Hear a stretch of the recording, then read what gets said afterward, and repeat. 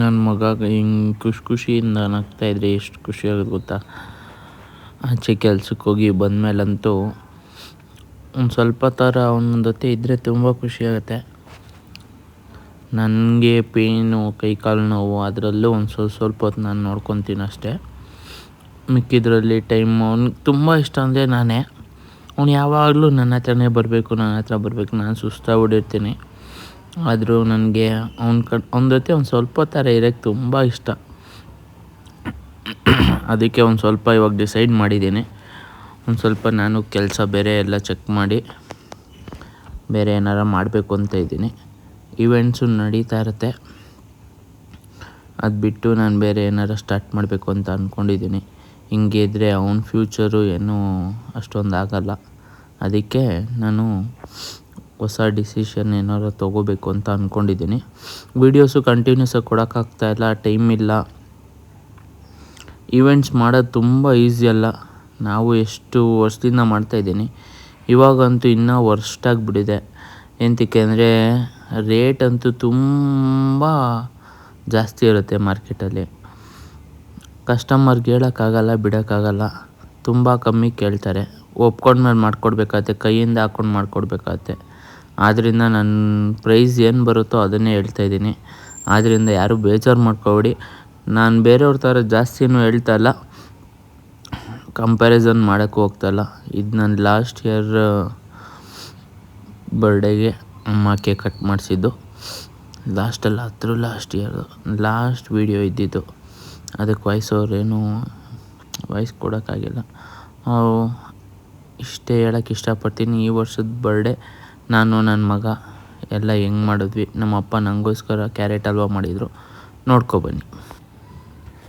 ಮತ್ತು ನಮ್ಮ ಅಮ್ಮನ ಜೊತೆ ಇದ್ದಿದ್ದು ಲಾಸ್ಟ್ ಬರ್ಡೇ, ಇದು ನನ್ನ ಮಗನ ಜೊತೆ ಫಸ್ಟ್ ಬರ್ಡೇ. ನನ್ನ ಮಗ ತುಂಬ ಸರ್ಪ್ರೈಸಾಗಿ ಒಂದು ಕೇಕೆಲ್ಲ ಮಾಡಿ ತುಂಬ ಖುಷಿಯಾಯಿತು.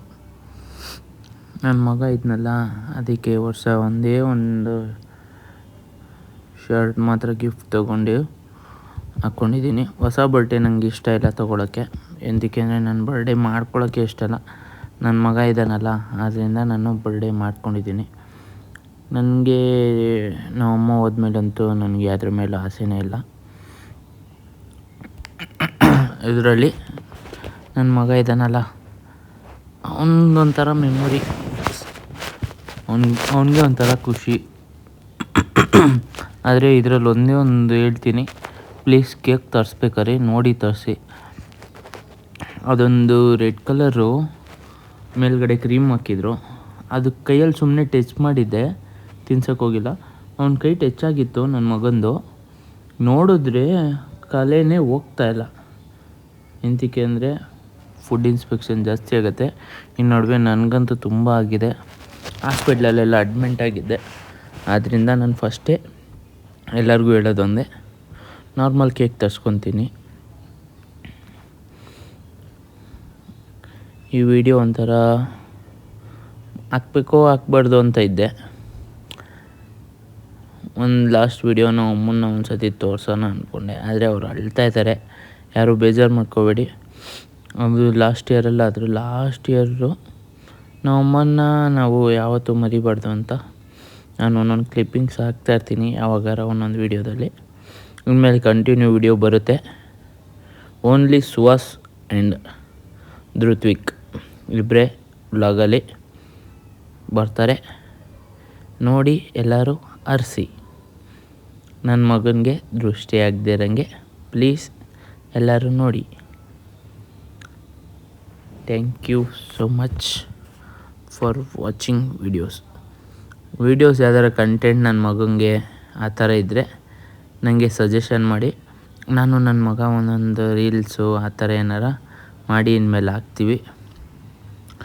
ನಾನು ಟೈಮ್ ಕೊಡಬೇಕು ನನ್ನ ಮಗನಿಗೆ ಅಂತ ಅಂದ್ಕೊಂಡಿದ್ದೀನಿ. ಅವನಿಗೆ ಬಾಚಣಿಗೆ ಕೊಟ್ಟಿಲ್ಲ ಅಂದರೆ ಅಳ್ತಾನೆ.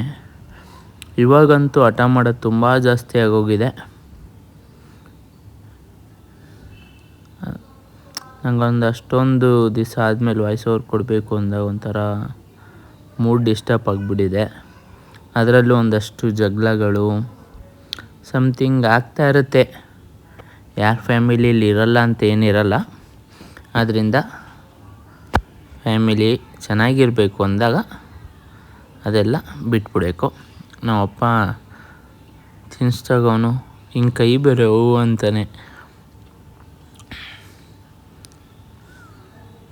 ನನ್ನ ಮಗ ಯಾವಾಗಲೂ ನೋಡಿ ಪಪ್ಪಿ ಕೊಡೋ ಮಗನೆ ಅಂದರೆ ಎಷ್ಟು ಚೆನ್ನಾಗಿ ಕೊಡ್ತಾನೆ.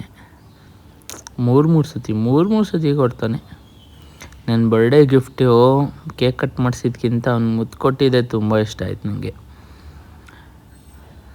ನನ್ನ ಲೈಫಲ್ಲಿ ಸಿಕ್ಕಿರೋ ಪ್ರೆಷಿಯಸ್ ಗಿಫ್ಟ್ ಇದೆ ನನ್ನ ಮಗ. ಅವನಿಗೋಸ್ಕರ ನಾನು ಇನ್ನೂ ಕಷ್ಟಪಟ್ಟು ದುಡ್ದು ಅವನಿಗೊಂದು ಲೈಫ್ನ ಚೆನ್ನಾಗಿ ಕೊಡಬೇಕು ಅಂತ ಅಂದ್ಕೊಂಡಿದ್ದೀನಿ. ನೋಡಿ ಚಪ್ಪಾಳೆ ಎಲ್ಲ ತರ್ತಾಯಿದ್ದೀನಿ.